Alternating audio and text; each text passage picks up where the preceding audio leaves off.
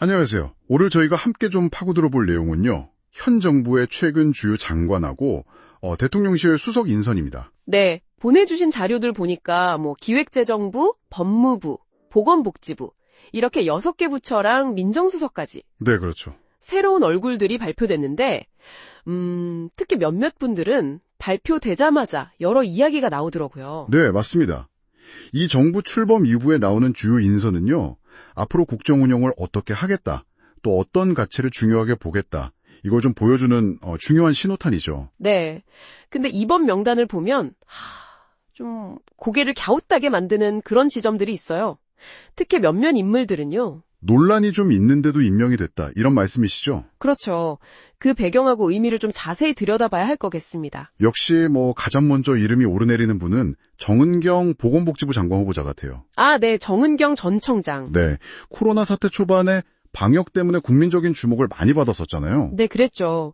방역 영웅 이런 말까지 나왔으니까요. 그런데 바로 그 시기에 남편분의 코로나 관련 주식 투자 문제가 터졌었죠. 이게 좀 맞아요. 그 창해 에탄올 주식 문제도 있었고, 또 진단 키트나 마스크 관련 회사 주식을 갖고 있었다, 재산 신고를 제대로 안 했다, 이런 의혹까지 막 제기됐었잖아요. 네.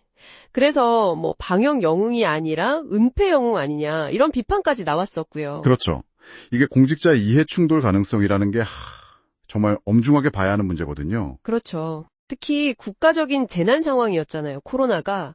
그때 방역 책임자의 가족이 관련 주식으로 혹시 이익을 본 것 아니냐, 이런 의혹만으로도 국민 신뢰에는 정말 치명적일 수 있거든요. 네네. 근데 이런 논란이 있다는 걸 알면서도 복지부 장관이라는 중요한 자리에 임명했다. 이 부분 때문에 정부의 공직자 검증 시스템이라든지 도덕성 기준이 과연 제대로 작동하고 있나, 이런 의문을 제기하는 목소리가 커지는 거죠. 국민 눈높이에 맞는 결정이었냐, 이런 비판이군요. 네, 충분히 나올 수 있는 비판이라고 봅니다. 그리고 또 법무부 장관 후보자 정성호 의원도 주목을 많이 받아요.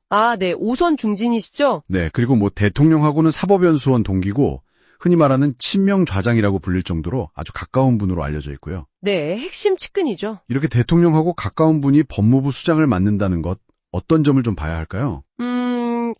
법무부 장관이라는 자리가 사실 검찰을 포함해서 사정기관 운영에 굉장히 큰 영향을 줄 수 있는 자리잖아요. 네, 그렇죠. 그런데 대통령하고 아주 가깝고 정치적인 이해관계를 같이 하는 사람이 그 자리에 가면 혹시라도 수사의 중립성이나 공정성이 좀 훼손될 수 있지 않겠냐, 이런 우려가 나오는 건 어찌 보면 당연합니다. 권력기관의 독립성 문제군요. 그렇죠.